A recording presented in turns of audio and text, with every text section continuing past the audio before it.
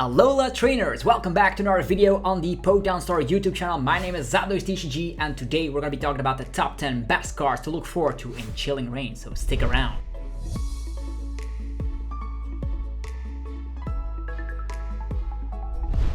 Okay, Chilling Reign is a set that comes out on June 18th. We are very eagerly awaiting the set release and it's actually going to be huge because it will contain 198 cards before the secret rares.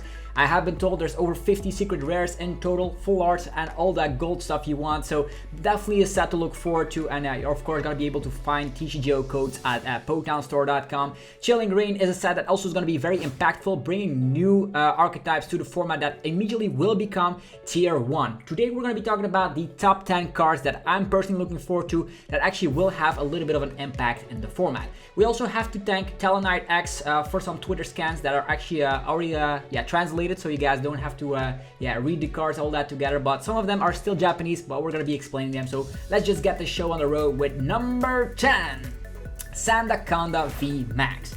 What is there to say about this card? It is weak to grass, which is good in today's format. There's not a lot of top tier grass decks, and its first attack actually allows you to slap 60 damage to the active, as well as 20 damage to each of the opponent's bench Pokemon. In a format where Mew is going to be rotating, that is going to be huge. We have Telescopic Sight, which allows it to slap 50 damage instead on benched V or GX Pokemon. So that's going to be 60 on the active, and then 50 on the benched V or GX Pokemon. You also can combine this with Cheryl, a card that is going to allow you to heal off this VMAX because this only needs 1 energy to get going. You have Stone Fighting Energy, making it more tanky. You have Big Charm, getting HP to a whole different level. It's going to be awesome having a deck like this, and you can combine it nice and easily with stuff like Orbital VMAX as well.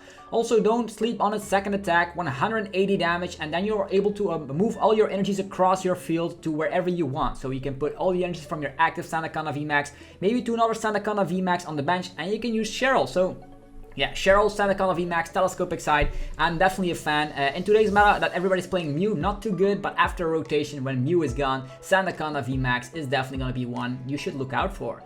Then is Articuno V. The legendary birds are back in their Galarian form, and they are going to be all impactful and good in their own right. We of course are going to have these alternate artworks, which are going to be the chase cards for collectors, but also for people that want to pimp out their deck. We have Galarian Articuno V here with a funky ability allowing you to discard 2 cards from your hand. If you do that, you can draw 1 card. It is very similar to trade, but you have to discard 2 cards. On the other hand, this is also stackable. For instance, if you have 4 Articuno V up on your field, you can use it 4 times. I know getting rid of 2 cards might be bad, but in certain decks, you actually want those stuff in the discard pile. You want to have energies in your discard pile to reaccelerate them later. You want to have maybe Pokemon in your discard pile, for instance with Mad Party. This is going to be an interesting card for sure. It's a first attack, actually I'm almost saying second attack, but that actually is an ability. Allowing you to draw cards is good. We've already seen that with Chinchino, with Zeraora. Every card that allows you to draw cards is good. It's actually going to have to compete with stuff like Cricketune V as well, so I don't know if it's going to be that impactful or not, but definitely a great card because it's stackable. And another card. Or imagine you have Oricorio, Cricketune, the DanaGX, Crobat, V Articuno. Every one of these 2 prize support Pokemon style play because they draw cards. This is not going to be, it's going to be exactly the same. You're probably not going to be using its attack very often, but it allows you to slap 110 damage and the opponent will be confused afterwards. So Articuno V, I'm very interested to see how this will impact the format. Number 8 is, look at this artwork, Galarian Moltres V. This has an ability allowing you to accelerate a darkness energy from the discard pile to it. Very similar to Naganadel from Lost Thunder, but this time around, this is going to be for darkness, basic darkness energies only, and only as accelerating to itself. You cannot use multiple abilities, not like with Articuno V. This is actually not stackable. That means you can only use it with 1 Galarian Moltres V during your turn.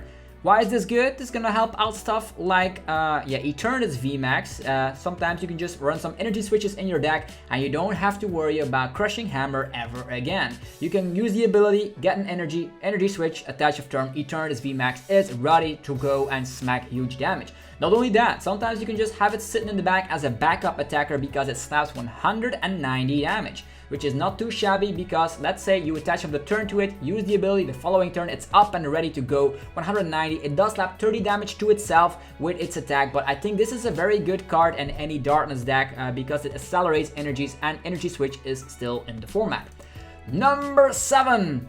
Fog Crystal. We have Fog Crystal, yeah, search your deck for a basic Psychic Pokemon or a basic energy card of the Psychic type and put it into your hand. So it's an or. So either in the early game you want to find your basics. If you don't need any basics, you can also search an energy. So pretty similar to the Net Ball of Lost Thunder this time around for Psychic Pokemon. So Psychic Pokemon get a huge boost and you will see there's a huge reason for that. There's a lot of cards that are going to be super impactful. I also can talk about like Cresselia a little bit, even though Cresselia didn't make the top 10 because it's very hard to make a top 10 in general. Cresselia is like the new Volcanion, allowing you to accelerate energies if you go second, and that's going to be pairing really well with Fog Crystal. You can search that out consistently while searching for energy as well. So I love that the Psychic archetypes are getting better. I know we lost Malamar 2 rotations ago, but yeah, now we're actually going to have some Psychic power and you're going to see how impactful this will be. Not only can you also use this for something like Mew Mew decks, it's going to be nice to actually make a greens list. Maybe you can play this with Cresselia and Dusknoir Trevenant. It's going to be impactful, mark my words. Very great item card for sure. Number 6, Zeraora V. I do love myself some good lightning types. Zeraora V is a Rapid Strike Pokemon, which is good news for stuff like Rapid Strike Urshifu VMAX to have itself an additional partner.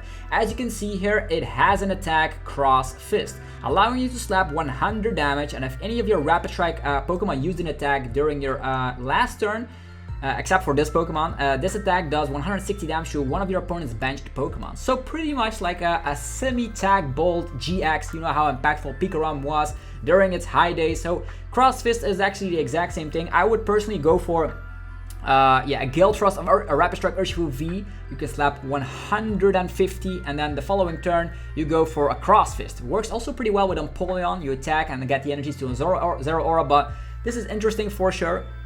I know it allows you to have yeah, 2 attachments. You have the Rapid Strike energy and then you need another attachment, but we still have Tapu Koko Prism Star in the format.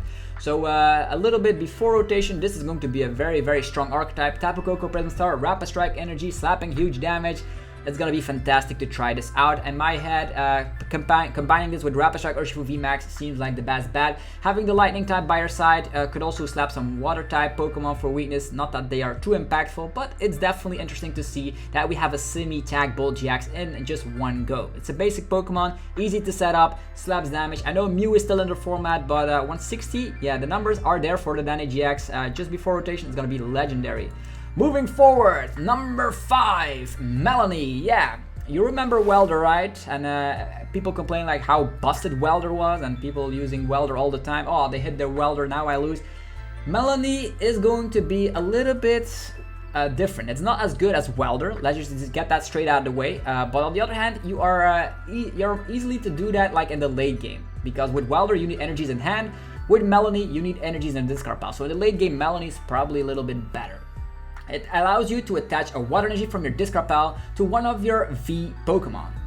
It doesn't have to be the bench Pokemon or active, it doesn't matter which one, just it has to be a V Pokemon, and then you draw 3 cards. So very similar to Welder, but only accelerating 1 energy. I think yeah, that Pokemon company actually learned that Welder was too busted. I don't know how impactful, I didn't put it any higher. I know it's a great supporter card and all, but we still have access to the one and only Frostmoth for water decks, which I think is still good because we have Level Ball in the format. You also have a new card called Frostlass, which allows you to accelerate as well if you evolve into it. New card from chillingreign, by the way, didn't make the top 10, but still putting it out here. Water types have a lot of energy acceleration. You even have turbo patches for all we know. So will Melanie be busted? I think so. You can use Melanie in combination with the Ice Rider Calyrex VMAX, and on the other hand, that's actually going to be our next card on the list. So it only accelerates to V Pokemon, which is something I found a little bit keeping the card down. So one price Pokemon don't even benefit from this, but on the other hand, we still have Frostmoth. So moving forward, as I was saying, Calyrex gets 2 forms. On the number 4 spot, we have Ice Rider Calyrex VMAX. Okay. First of all, it's weak to metal. Don't be afraid too much. We still keep weak guard energy for at least a couple of months. Yeah, actually 2. So we can still use that, but after that, you're gonna have to be afraid of Zacian's one-hit KOing you. It does need Carlos energies to attack with both of them. So the Calyrex, Ice Rider Calyrex V as well as Ice Rider Calyrex VMAX need Carlos energy in their attack. Also, you could potentially use Weak Guard energies.